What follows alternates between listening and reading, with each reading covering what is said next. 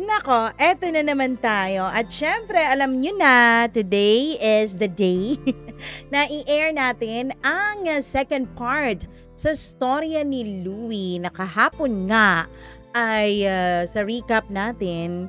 Alam nyo na, gumawa siya ng mga bagay na hindi niya inakalang maaatim niyang gawin dahil sa pagmamahal niya sa kanyang pamilya, lalong-lalo na sa kaligtasan ng buhay ng kaniyang anak.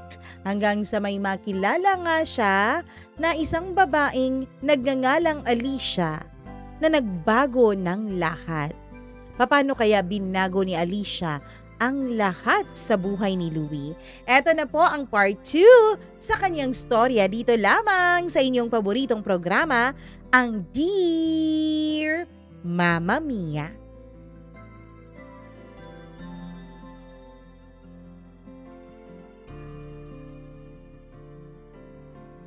Nung makita ko po si Alicia, Mama Mia, hindi ko aakalain na ang isang katulad niya ay papasok din sa ganitong mundo. Oo, parehong-pareho silang dalawa ni Kenneth. Mabango, sopistikada rin siya. Pero medyo nahahalata ko sa kanyang kilos na hindi katulad ni Kenneth, hindi sanay si Alicia na kumilos na parang mayaman.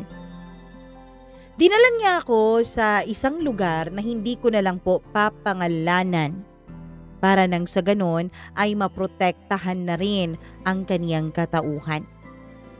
Pagdating namin doon, wala nang sali-salita pa.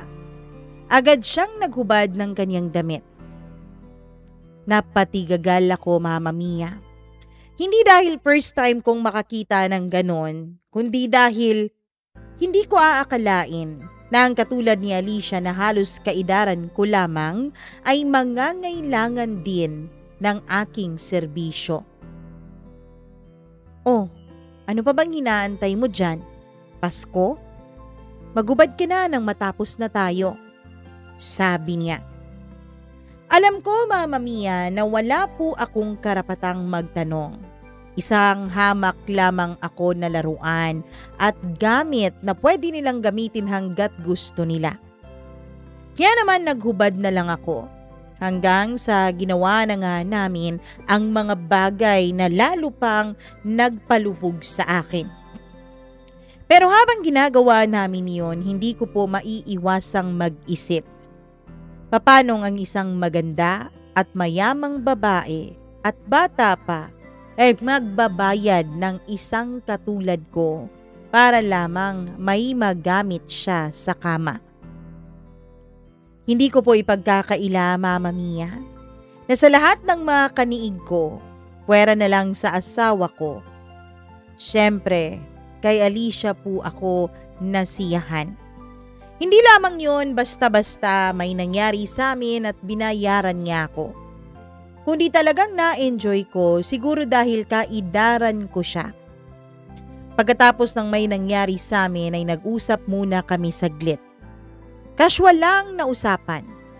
Tinanong niya kung totoo nga ba raw na ang anak ko ay nasa ospital. Oo, totoo. Blood cancer.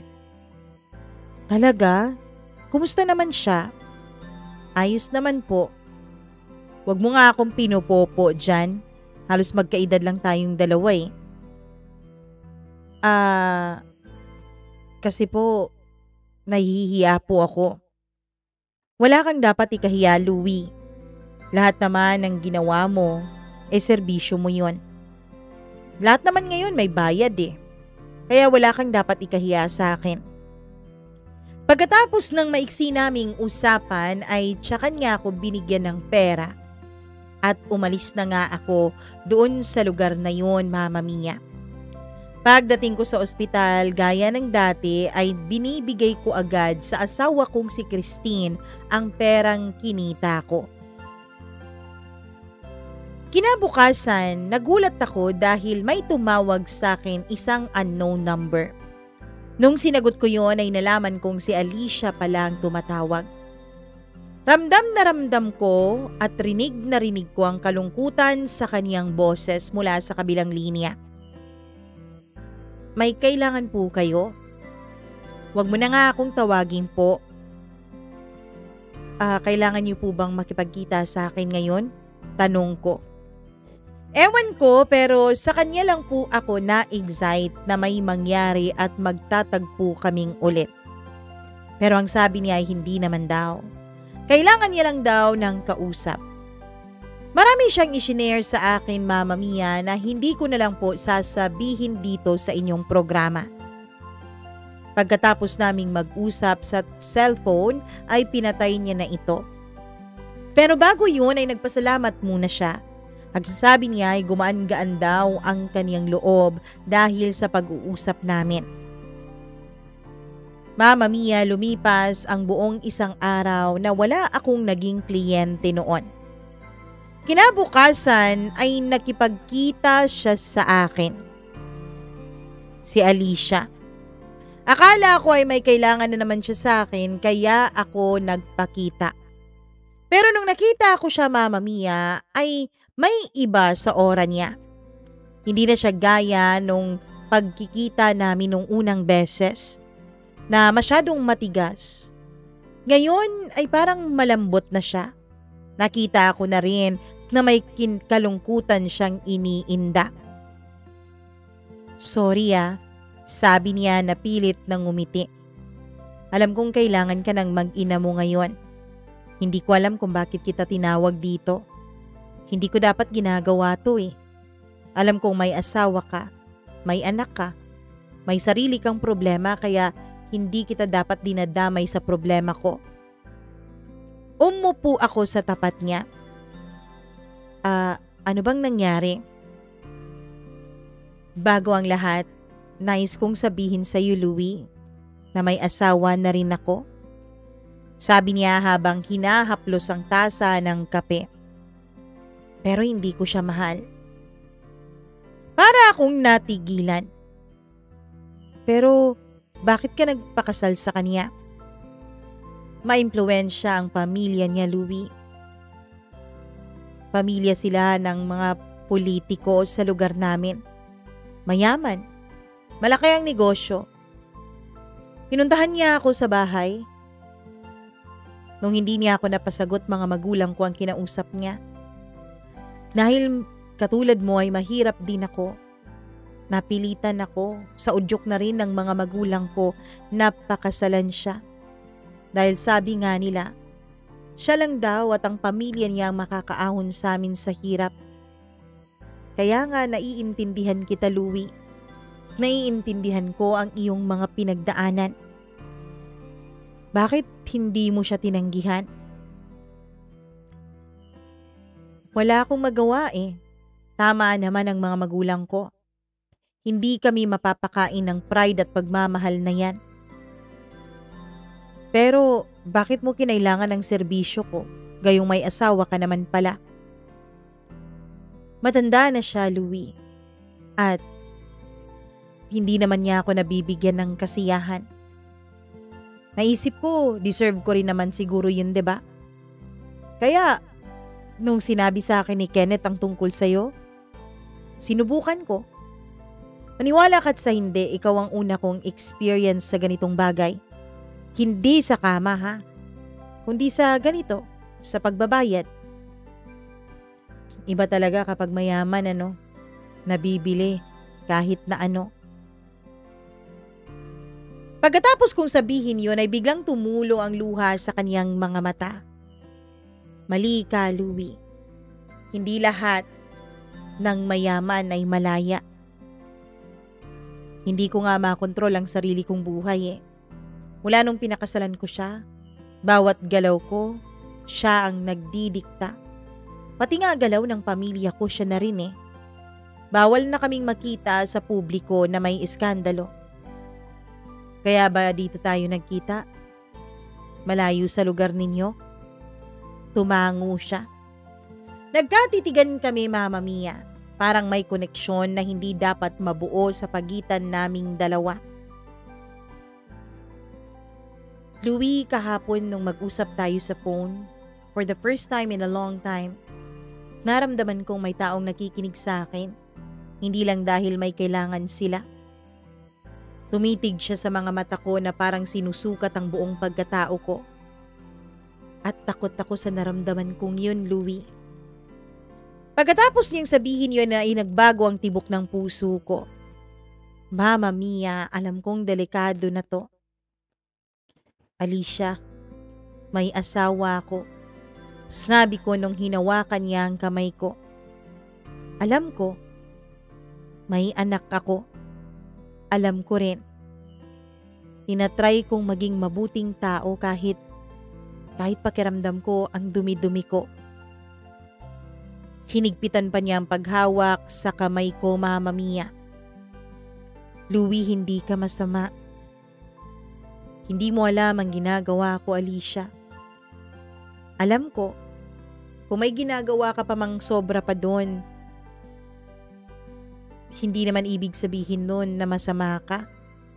Iba naman ang rason mo.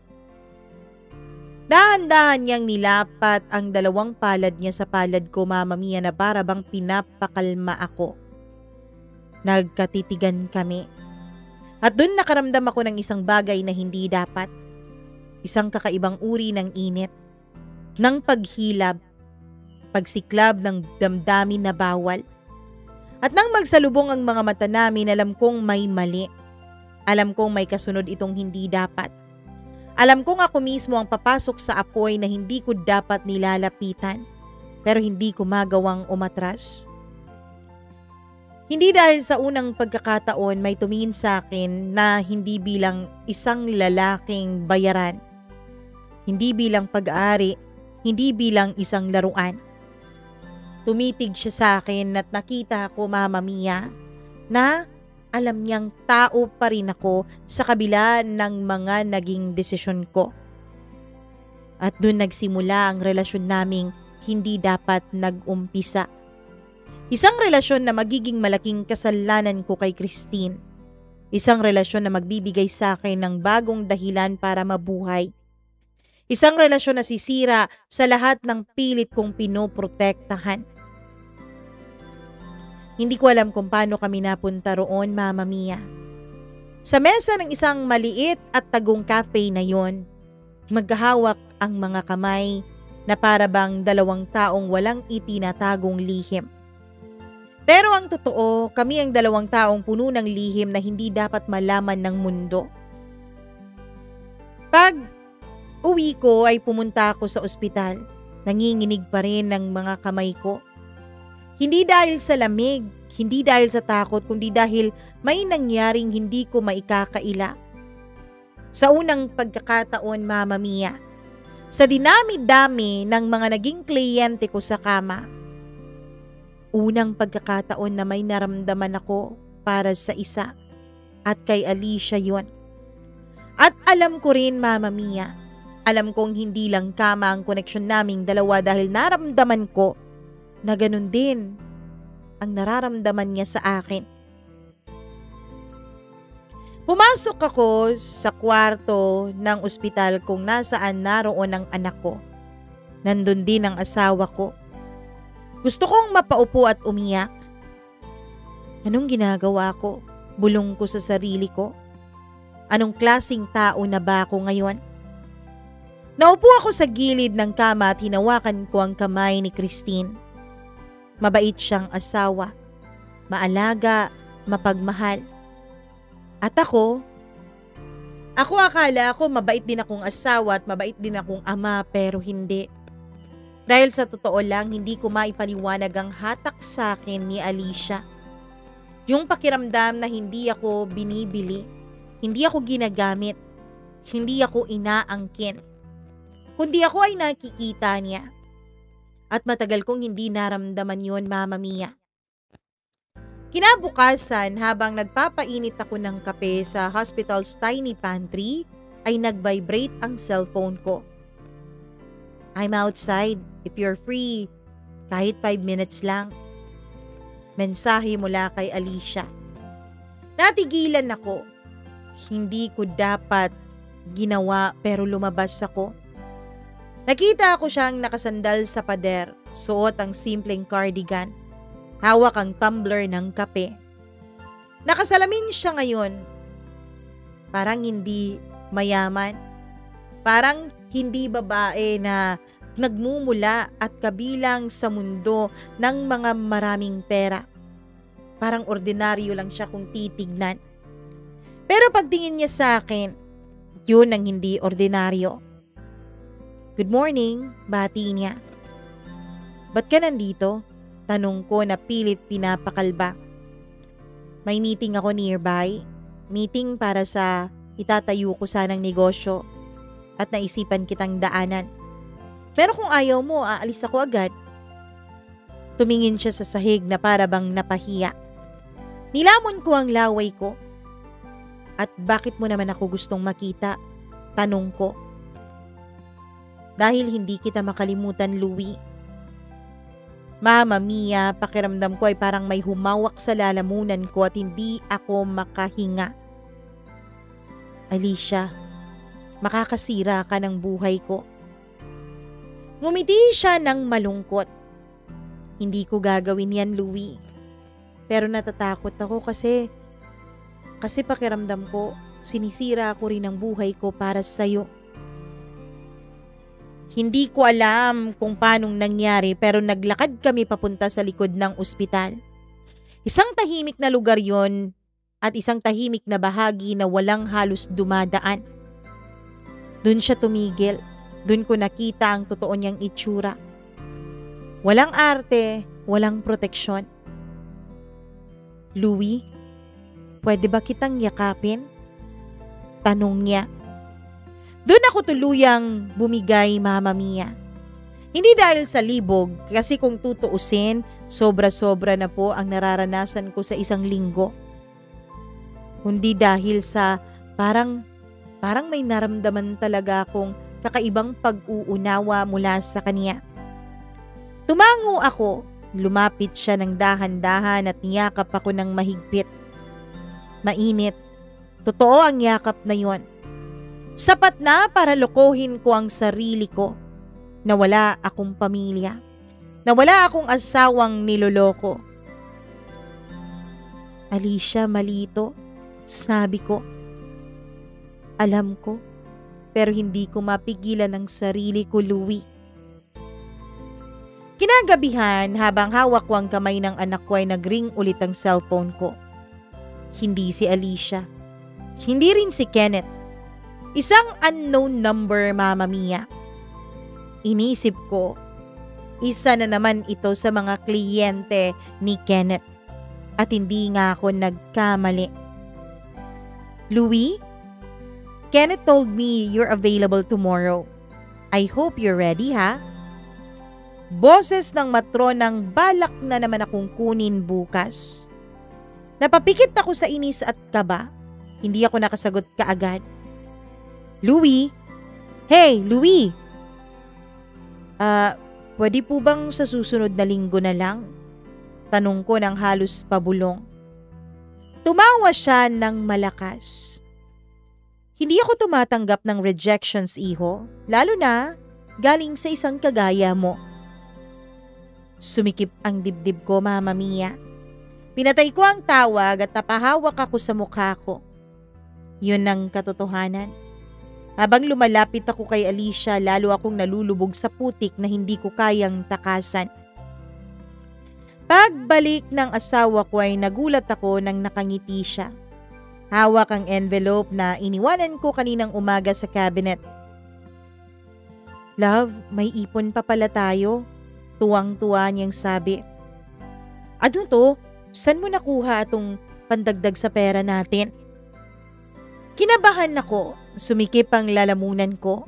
Doon ko naramdaman, Mama Mia, na napakahirap talagang magsinungaling.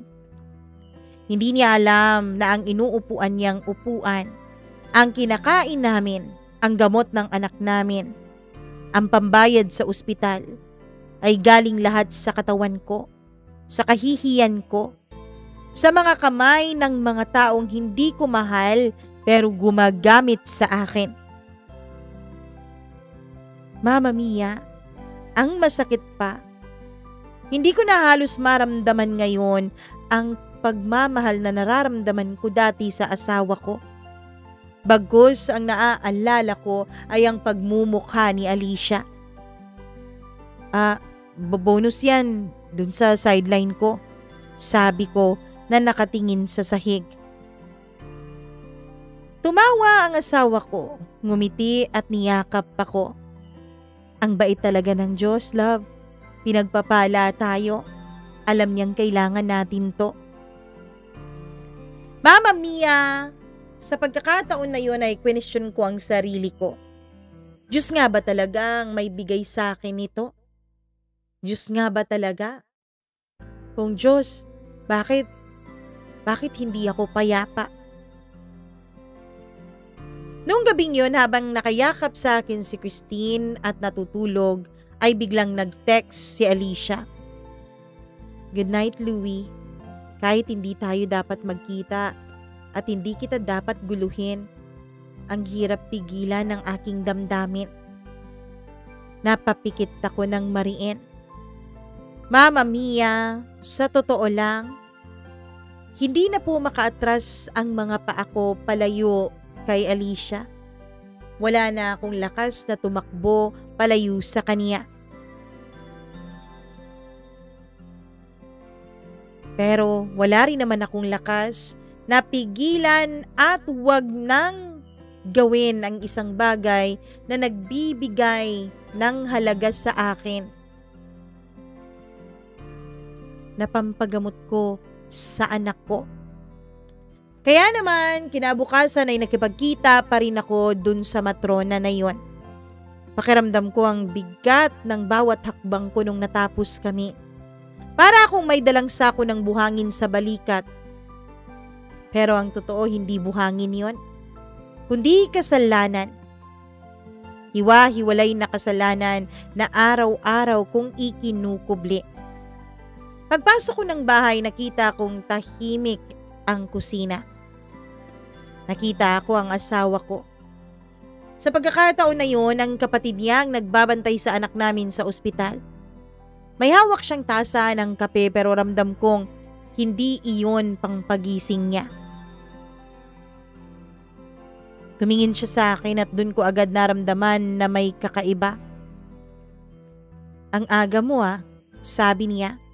Pero may bakas ng kakaibang tono sa kanyang boses. Hindi ko alam kung duda ba yun, pagod ba o takot. Maaga lang akong natapos sa trabaho. Kumusta si Gab? Ayun, nasa ospital pa rin. Pagod sa therapy. Andun ang kapatid ko, siya muna pinagbantay ko. Pakiramdam ko kasi wala na akong naging oras sa'yo. Tumango ako pero hindi siya tumigil sa pagtitig sa akin. Na para bang sinusuri niya ang bawat galaw ko, lalong-lalo na ang paghinga ko. Louie, may gusto sana akong itanong sa'yo. Ang nais ko sana magsabi ka sa akin ng totoo. Agad kong naramdaman ang malamig na kilabot sa batok ko nung marinig ko yon, Mama Mia. Ano yon? Pilit kong pinapakalma ang sarili ko nung tinanong ko siya.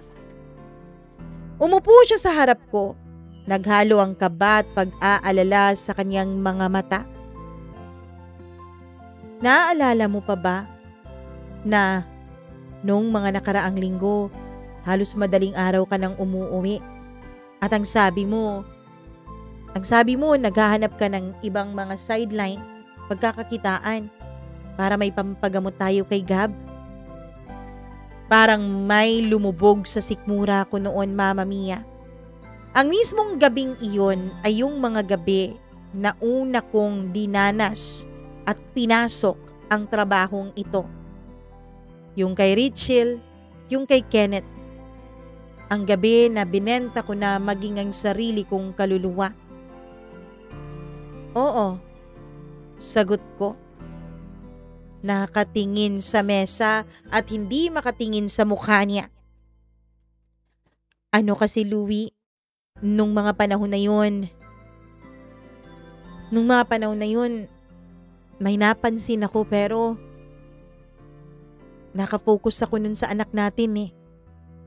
Ngayon na medyo umuokay-okay na siya, tsaka ko naalala ulit. Ano ba yon?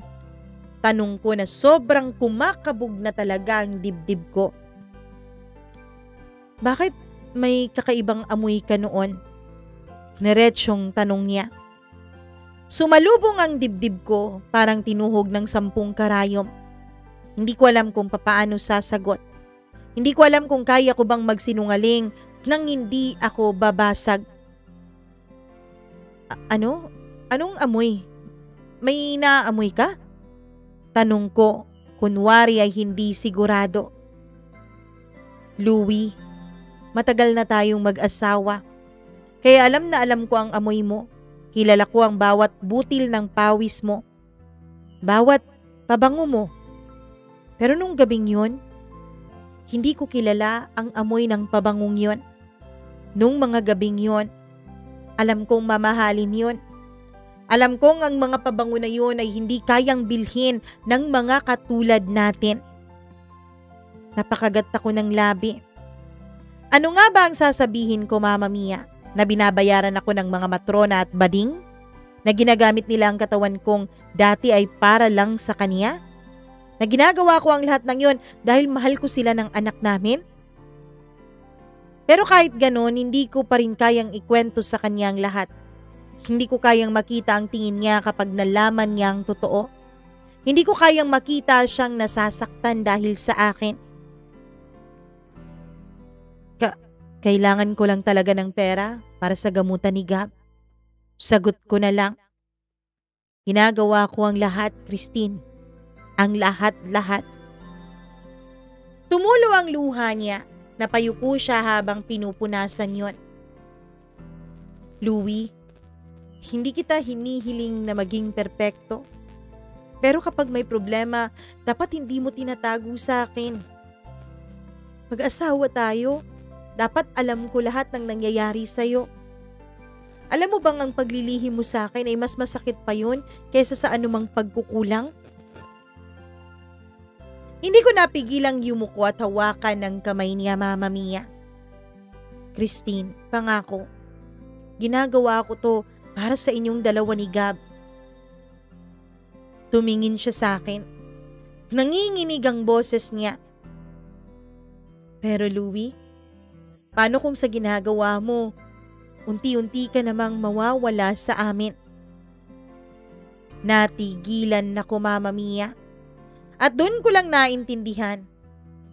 Hindi siya takot na niloloko ko siya. Takot siya na baka hindi na niya ako makilala. Takot siya na baka mawala ako habang nagtatago ako sa dilim para lang masustentuhan ang pangangailangan ng anak namin sa ospital. Pagkatapos ng pag-uusap na yon, lumabas ako saglit ng bahay. Umupo ako sa tumba-tumba at huminga ng malalim. Nag-ring ang cellphone ko. Isa na namang unknown number.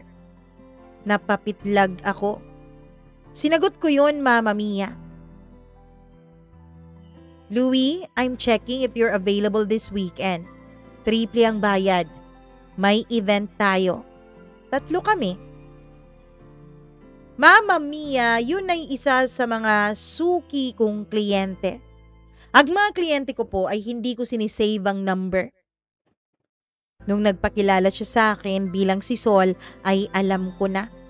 Ito ang matrona na mahilig sa laro. Mahilig sa 3 o 4. Ayaw niya ng kaming 2 lamang. Kaya sigurado ako sa kanya, Mama Mia. Sigurado ako na katawan ko lang talaga ang habol niya. Ayaw ko sana. Pero marami pa rin kaming babayaran sa ospital. Siniswelduhan pa namin ang kapatid ng asawa ko bilang tagahalili niya sa pagbabantay ng anak namin.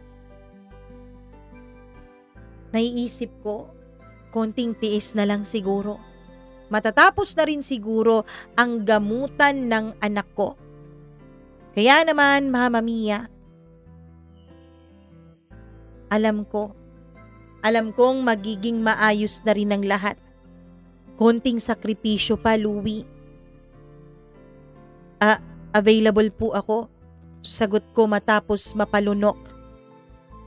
Mama Mia, sa event na yun, 3 nga talaga sila. Kaya pala triple ang bayad. Doon kami nagpunta sa isang exclusive club na sinasabi ni Sol. Isang lugar na puno ng liwanag, alak at mga taong maraming pera at magaganda at malalaking impluwensya. Isang mundo na hindi nakikita ng mga ordinaryong tao na kagaya natin. Pagkapasok ay sinalubong ako agad ni Madam Sol. Salamat naman at dumating ka. May special guest ako para sa'yo. Sabi niya ng may halong kilig, Mama Mia. Nagulat ako dahil andun si Rachel. Isa pala sa 3 na yon.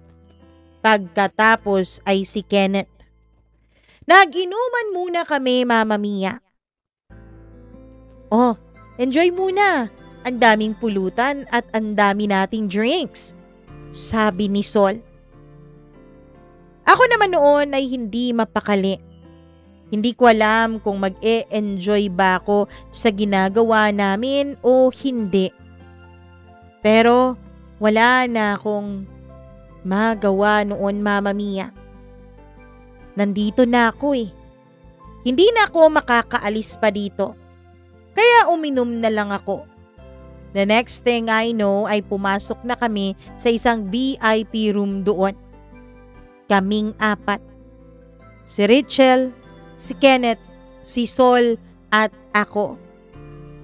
Mama Mia, ewan ko kung may nilagay ba sila na kung anuman sa inumin ko. Pero pakiramdam ko hindi ako nung gabing yon. Alam mo yon? Parang hindi ko kilala ang sarili ko nung gabing yon. Parang naging hayop ako. Parang napasali na rin ako sa kanila, Mama Mia. Oo. Ang gabing yun ay ang pinakamatinding gabi na naranasan ko simula nung mas pasukin ko ang mundong ito. Grabe ang gabi na yun, Mama Mia. Huwag kang matakot, Louie. Kaya mo naman siguro kaming 3, di ba? At eto namang si Kenneth. Pwede naman tong side A, side B. Sabi ni Sol sabay tawa.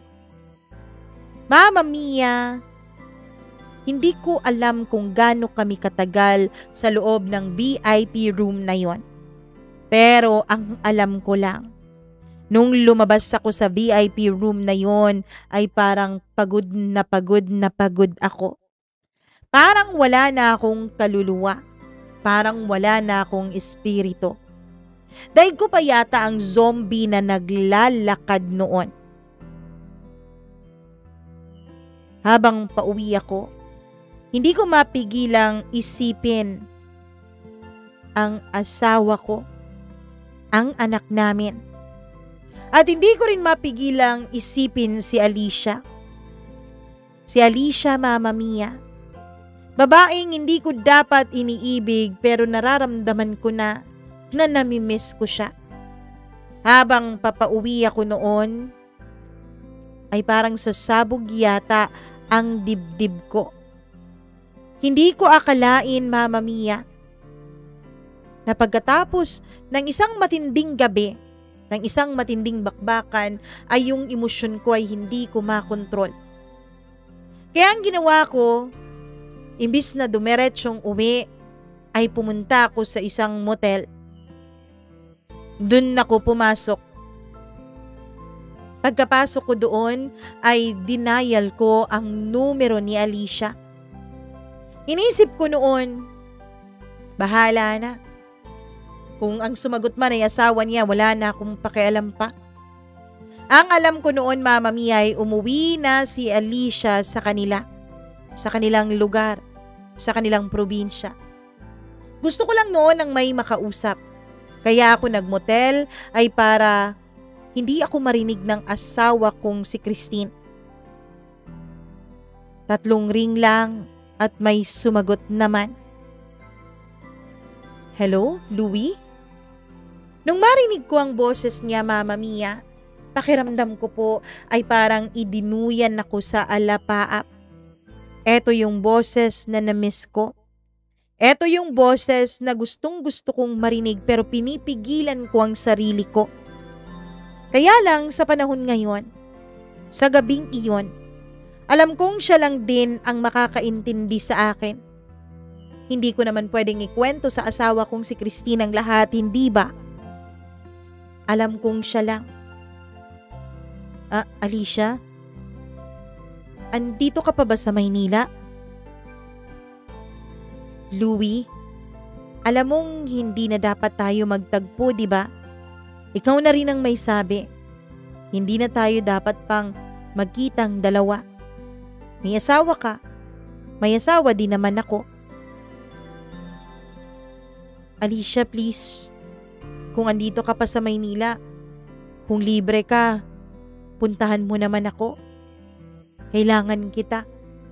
Iti-text ko sa iyo ang address. Hindi ko na inantay ang pagsagot niya. Pinatay ko na agad ang cellphone. Pagkatapos ay tinext ko sa kanya kung nasaan ako at kung anong room number iyon. Wala pang isang oras, may kumatok na sa pintuan ng motel room ko. Ang totoo niyan ay medyo nakatulog na nga ako. Nagising at nagulat na lang ako nung may kumatok, Mama Mia. Doon ko pa naisip na andito na siya. Pagbukas ko ay agad niya akong niyakap. Ako naman ay pilit siyang pinapalayo sa akin. Wag mo muna akong lapitan. Wag mo muna akong yakapin. Wag mo muna akong halikan. Marumi pa ako. Maruming-marumi na ako, Alicia. Pagkatapos noon ay hindi ko mapigilang humagulgol. Lalaki ako pero hindi ko napigilan ang umiyak ng umiyak noon, Mama Mia. Anong nangyari, Louie? Tanong niya. May ginawa ako. May ginawa akong hindi ko alam kung ginawa ko ba ng sarili ko o may pinainom sila sa akin.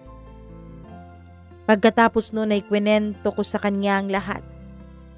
Mama Mia, nung matapos kong ikwento sa kanya ang mga nangyari, dun sa party, dun sa kunwari ay event, dun sa loob ng VIP room, parang nakahinga ako ng maluwag. Niyakap lamang ako ni Alicia.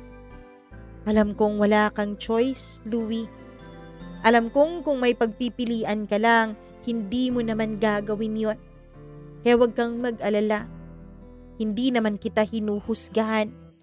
Kailanman ay hindi kita huhusgahan. Pagkatapos nun ay niyakap niya ako't hinalikan. Wala siyang pandidiri sa akin, Mama Mia, kahit alam niya na galing pa ako sa isang napakaduming pagtatagpo. Pagkatapos nun ay hinila ko siya. Hinubaran at pumasok kami sa loob ng banyo. Doon ay pinaramdam ko sa kanya ang appreciation ko. Matapos noon ay nakatulog kaming dalawa. Pagkagising ko ay nagbibihis na siya. Eto sabi niya habang inaabutan ako ng pera. Uy, hindi na, wag na. Hindi mo naman ako kinailangan kagabi. Ang totoo niyan, dapat nga ako magbayad sa'yo, di ba? Tumawa siya. Louie, wala kang maibibigay sa akin na material na bagay o kahit na anong halaga ng pera na hindi kayang ibigay sa akin ng asawa ko. Napayuko ako sa sinabi niya, Mama Mia. Medyo na-insulto ako. Hey, hindi kita inuinsulto ha. Ang gusto ko lang sabihin, wala kang ang material na bagay na naibibigay sa akin. Pero nabibigyan mo naman ng kasiyahan ng puso ko at kaligayahan ng katawan ko. Kaya keep this. Para naman ang sa ganun, mabawas-bawasan ang pagtanggap mo ng mga kliyente, diba?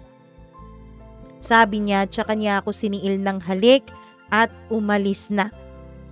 Naiwan akong nakatigagal, Mama Mia. Maraming tanong na pumapasok sa isipan ko. Gaya na lamang ng tanong ko sa sarili ko, ano bang nangyari sa akin? Daig ko pa ang isang bayarang babae. Pagkatapos noon ay nagbihis ako at umuwi. Pag-uwi ko ay naabutan ko pa ang asawa kong naghahanda para pumunta na ng ospital. Oh, hindi ka yata umuwi ngayon. At bakit parang bagong ligo ka? Tanong niya. Wag ka nang magtanong. Kasi kapag nagtatanong ka, hindi ko alam kung anong sasabihin ko nang hindi ka masasaktan. Sagot ko sa kanya, Mama Mia. Alam ko, Louie. Alam kong may tinatago ka. Pero kung sakali mang handa ka nang aminin sa akin ang lahat, tandaan mo andito lang ako. Asawa mo ako kaya andito lang ako't maghihintay sa mga sasabihin mo. Hindi na ako sumagot sa kanyang sinabi. Pumasok na ako sa loob ng silid at doon ay nagkunwaring matulog. Siya naman ay umalis na. Pupunta na ng ospital dahil magpapalit na silang dalawa ng kapatid niya. Nung nakalis na ang asawa ko ay hindi ko mapigilang mag-isip, Mama Mia. Iniisip ko noon hindi na ako karapat-dapat pa kay Christine. Napakabait ng asawa ko. Napakabuti niyang may bahay at ina. Hindi niya deserve ang ganitong uri ng lalaki.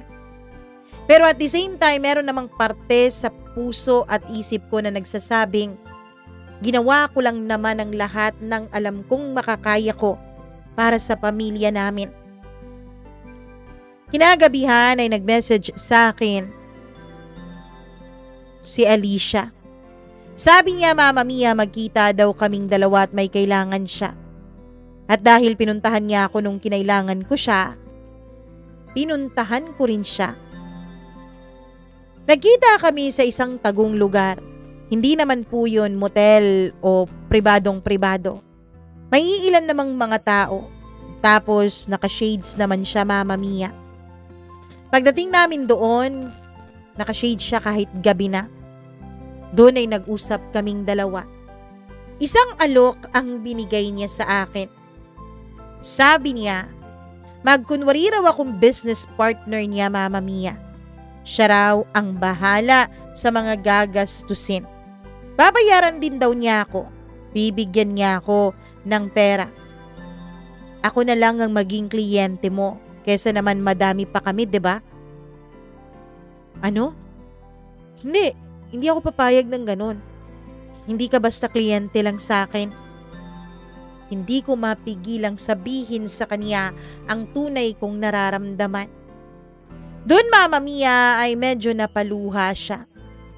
Alam ko, Louie, ramdam kong hindi lang bilang isang kliyente ang tingin mo sa akin. Alam kong pareho tayo ng nararamdaman sa isa't isa. Kaya nga gusto kitang tulungan eh. Pero ayoko kitang gamitin, Alicia. Hindi mo naman ako ginagamit. Kagustuhan ko to. Please, let me help you. Hindi ko rin talaga maatim na iba't ibang katawan ang gumagamit sa'yo. Hindi ko rin talaga maatim na bawat pagkakataon na may gumagamit sa'yong iba, nasasaktan ka at lumulubog ka lalo sa lupa. Hayaan mo sanang tulungan kita, Louie. Pagkatapos nun ay hinawakan niya ang kamay ko. Tinanggal niya ang shades, Mama Mia, tinitigan niya ako. Doon ko nakitang seryoso siya. Doon ko nakitang sincero siya. Kaya naman, tinanggap ko na yung alok niya sa akin, Mama Mia. Oo, tinanggap ko. Ang aming usapan, bibigyan niya ako ng pangangailangan ko, Mama Mia. Sige ba? Sige. Akong bahala sa'yo. Sabi niya sa akin. Oo, Mama Mia. Sa tuwing merong bill sa ospital, sinisend ko agad sa kanya. o di kaya'y nagkikita kaming dalawa. Ang kapalit noon ay sinasamahan ko siya, kunwari ay para sa negosyo niya. Hindi naman nagduda ang kanyang asawa dahil ang sabi niya, umakto daw akong bading. Ang sabi niya, magpanggap daw akong bading para ang aming alibay sa asawa niya ay magkaklase kami dati at magkaibigan at tutulungan niya ako. Kaya yun ang nangyari. Nagpanggap po akong bakla sa harap ng kanyang asawa at pamilya. Nagpanggap ako na isang lalaking binabae. Naging madali lang ang lahat ng pagdadrama naming dalawa. Pagkatapos noon ay halos gabi-gabi na kaming nagkikita. Naging malaya din kami. At sa bawat pagkakataon na may nangyayari sa aming dalawa, Mama Mia, ay tila mas lalong lumalalim ang nararamdaman ko sa kanya. Mas lalo ko siyang minamahal. Mas lalo kong nararamdaman na sincero ang pag-ibig namin sa isa't isa. Lumipas pa ang ilang mga linggo. Sinabi ng doktor na bumubuti na raw ang kalagayan ng anak ko. Masayang masaya ako noon. Ang hindi ko akalain may kapalit pala ang kasiyahan na yun, Mama Mia. Isang gabi, umuwi si Christine sa bahay. Oh, putit nandito ka na. Hindi, aalis din ako agad, sabi ko. Ano? Parang kararating mo lang ah. Alam mo naman 'di ba, may trabaho ako. Kailangan kong kumayod para kay Gab. Talaga bang trabaho lang 'yan? Christine, anong ibig mong sabihin? Hindi naman ako tanga, Louie. Kung iniisip mong tanga ako, sige. Pero hindi. Alam kong iba ang ginagawa mo.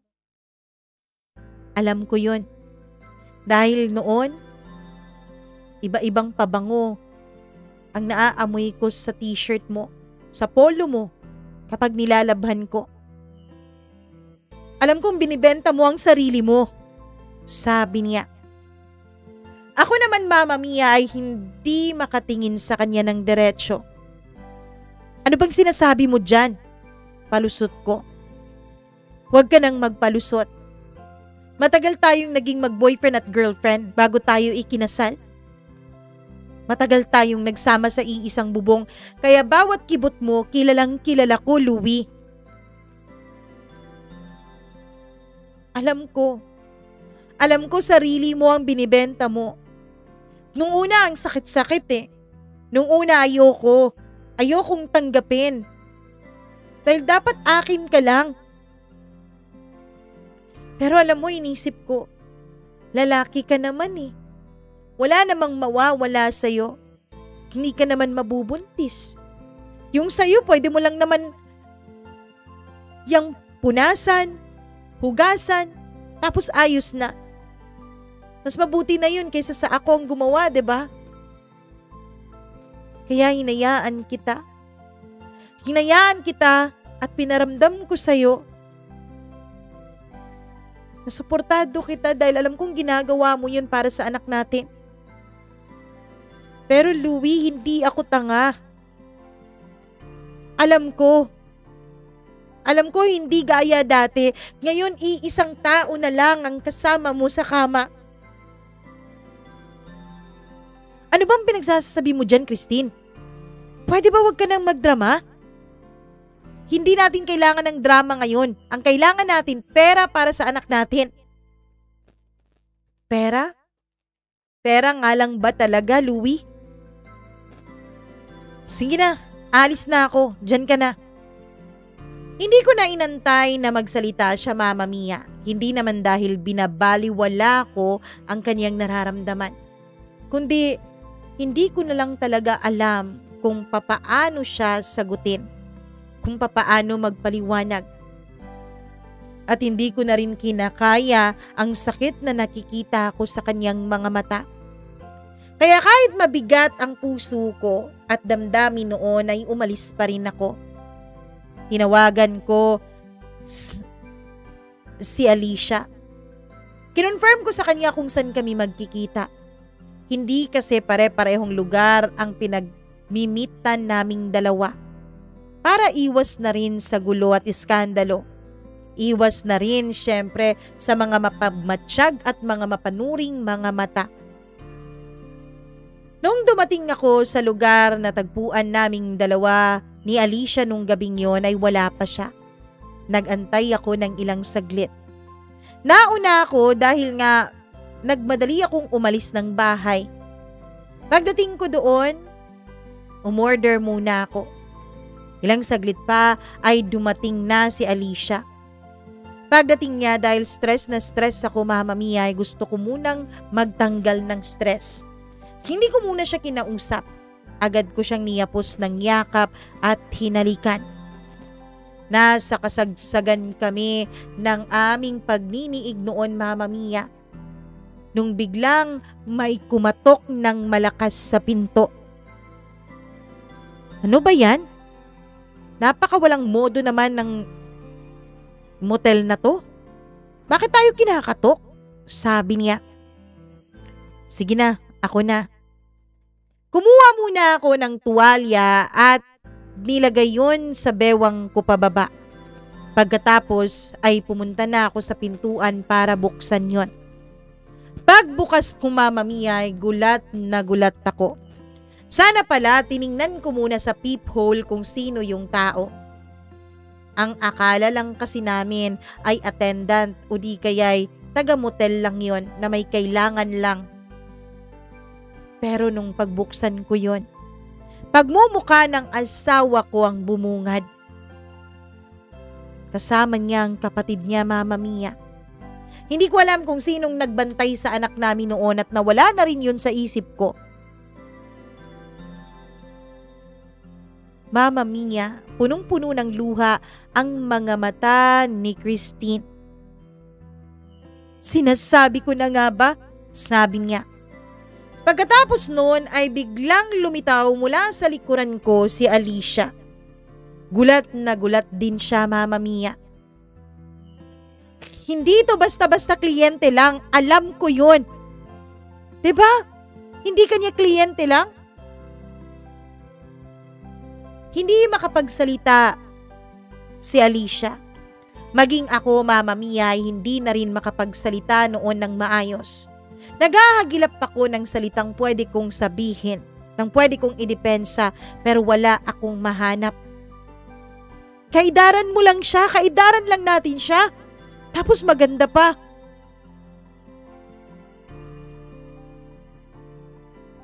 Mama Mia, umiyak ng umiyak ang asawa ko. Hindi naman niya sinugod si Alicia. Bagkus ay yumuko lamang siya. Umiyak na para bang isang bata na inagawan ng laruan. Ilang segundo pa ay nanawag ko na ang pangalan niya. Christine. Pagkatapos nun ay tumalikod siya, Mama Mia. Naiwan akong nakatigagal kasama si Alicia sa loob ng motel room na yon. Binayaran pa nga ni Alicia ang mga attendant ng motel para wag makalabas ang balitang yon dahil baka makarating ito sa kanyang asawa. Sorry. Sorry kung nasira ko ang pamilya ninyo, sabi ni Alicia. Hindi naman ikaw ang sumira sa pamilya namin. Walang ibang sumira sa amin kundi ako. Huwag mo sanang isipin, Louie, na masama kang tao. Hindi ka masamang tao. Bagkus ay napakabuti mong ama dahil ginawa mo ang lahat para sa anak mo. Hindi ko na narinig ang mga sumunod pang sinabi sa akin ni Alicia. Nagbihis na ako, Mama Mia. Tapos ay umuwi ako sa amin. Pagdating ko ay naabutan ko doon ang asawa ko. Wala ang kapatid niya. Tahimik lamang si Christine. Alam mong umiiyak pero hindi na katulad kanina nang umangawa talaga na parang bata. Ngayon ay tahimik na lang siya. Humihikbi. Tumutulo ang mga luha sa kanyang mga mata. Nung umupo ako sa harap niya ay hindi siya nag-angat ng tingin. Mahal mo siya, 'di ba? Sabi niya. Hindi ako makasagot dahil hindi ko na rin alam noon sa sarili ko kung ano nga ba talagang totoo. Sino nga ba talaga sa kanilang dalawang mahal ko? Anong mangyayari sa ating dalawa ngayon? Paano tayong dalawa, Louie? Pamilya pa rin tayo, Christine. Tumawa siya. Yung mapait na tawa. Pamilya? Pamilya pa rin ba ang turing mo sa akin? Gayong ginagumo ko? Nagawa ko lang ang lahat para sa anak natin. Para sa anak natin? Kung para sa anak natin, dapat hindi kayo nagkaroon ng relasyon dalawa. Kita ako naman sa mga mata ninyo eh. Kita ako naman na kapwa kayo may nararamdaman sa isa't isa. Kita ako kanina na kung susugurin ko yung babaeng yun, handa mo siyang ipagtanggol laban sa akin. Kaya hindi ko ginawa. Dahil alam kong mapapahiya lang ako doon. Anong gusto mong mangyari sa atin? Tanong ko. Maghiwalay na tayo, Louie. Wala nang patutunguhan ang relasyon na to. Ang kapalit ng pagkakaligtas sa anak natin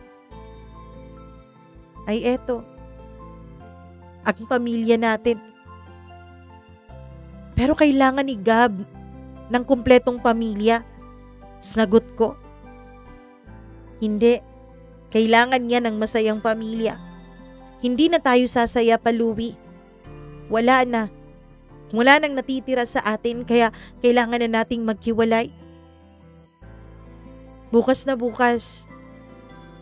Sana pagbalik ko dito, wala ka na sa bahay. Tumayo siya, Mama Mia. Hinawakan ko ang kamay niya. Tinitigan lamang niya ang kamay ko na nakahawak sa kanya. At dahil doon ay para akong napaso at nabitawan ko siya. Hindi kita tinatanggalan ng karapatan mo bilang ama ni Gab. Dahil alam ko ginawa mo ang lahat para sa anak natin. Kaya deserve mong maging ama niya.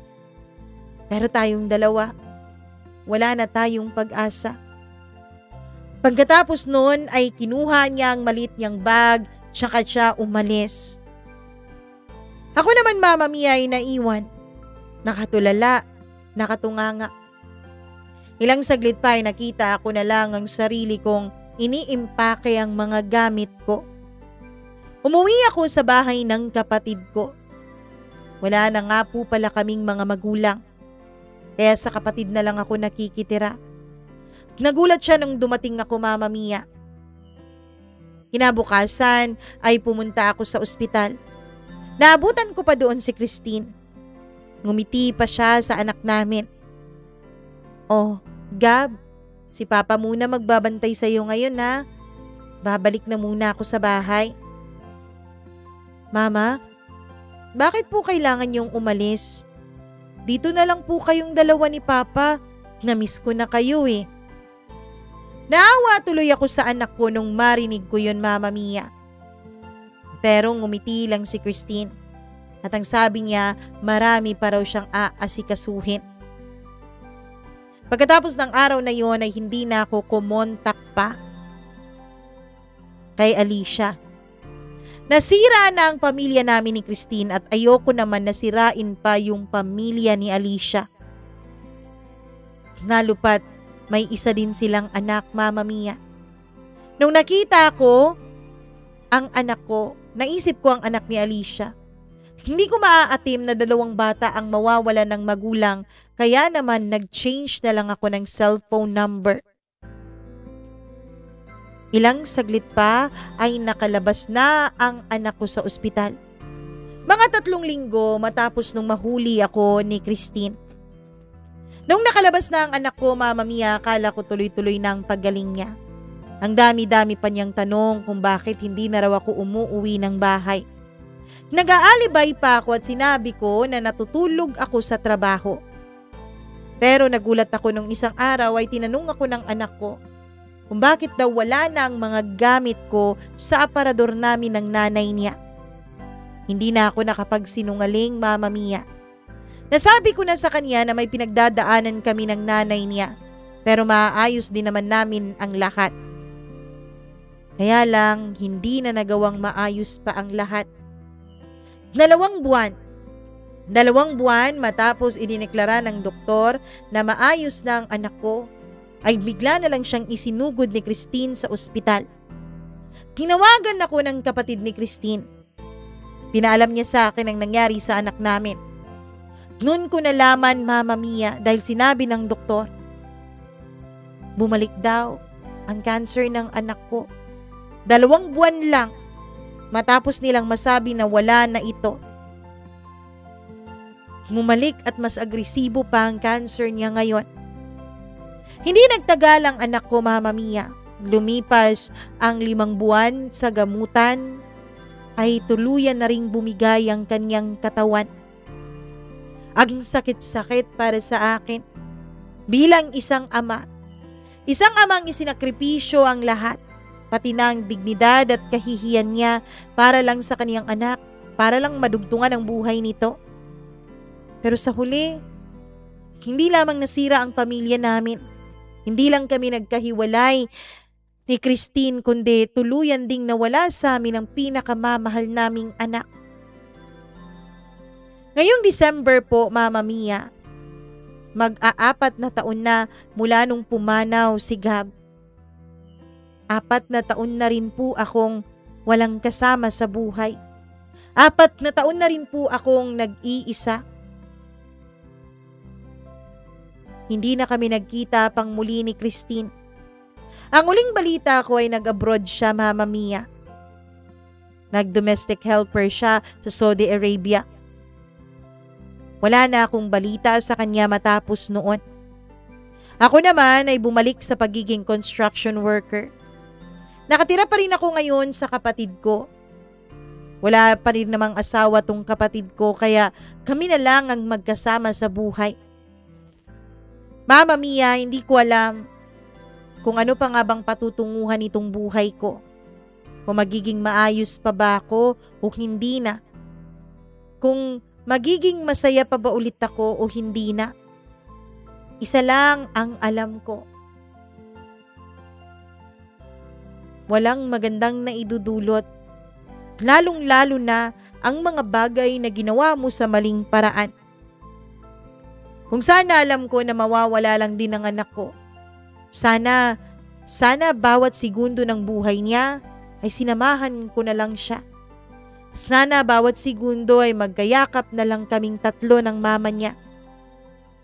Si Alicia, Mama Mia, ang balita ko ay sila pa rin nung politiko niyang asawa.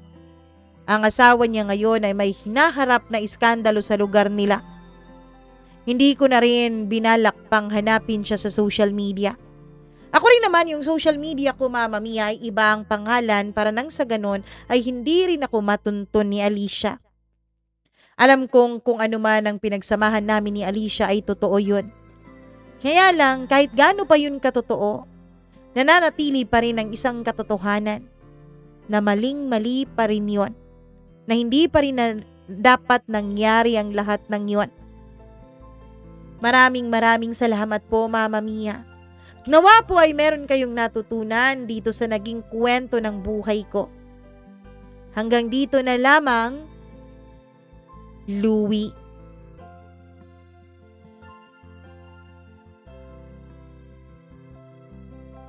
Grabe ang kwento ni Louie, no? Grabing sakripisyo, grabe ang mga ginawa niya, binenta niya sarili niya, sinikmuran niya yung mga, alam mo na, nakakadiri para sa kanya na mga bagay, para lang sana sa anak niya, pero in the end, wala ding nangyari dahil nawala din naman yung bata. Anyways, Louie, will pray for your healing at nawa nga ay tuloy-tuloy ka nang maghilom at sana nga magkaroon ng pagkakataon na magkausap kayong muli ni Christine. Hindi para magbalikan, hindi para muling balikan ang nakaraan, kundi para makapagpatawaran sa isa't isa. Hindi kita i-judge dahil di ko naman naranasan ang mga pinagdaanan mo.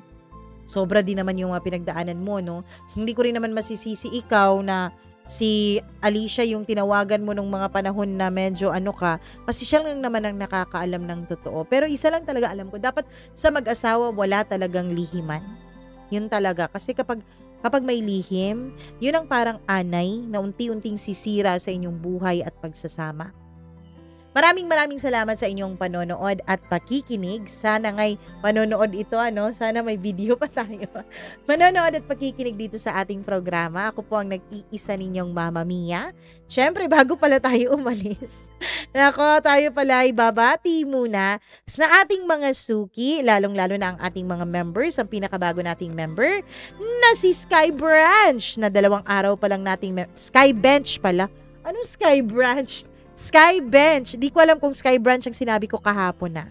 Ay kay K2G Sound, kay Colleen Bueno, Diane Martinez, kay Evelyn Kawit, Maria Elena Abe, Maureen Tugab, Gimaras Girl, Easy Gale, Mila Raduban at Freaky. Maraming thank you sa pagpapamember ninyo dito sa ating channel. Thank you so much. At syempre sa hindi mga members, pero araw-araw pa rin namang nakikinig, hindi naman nagsiskip ng ads, ay naku, hello din sa inyo po.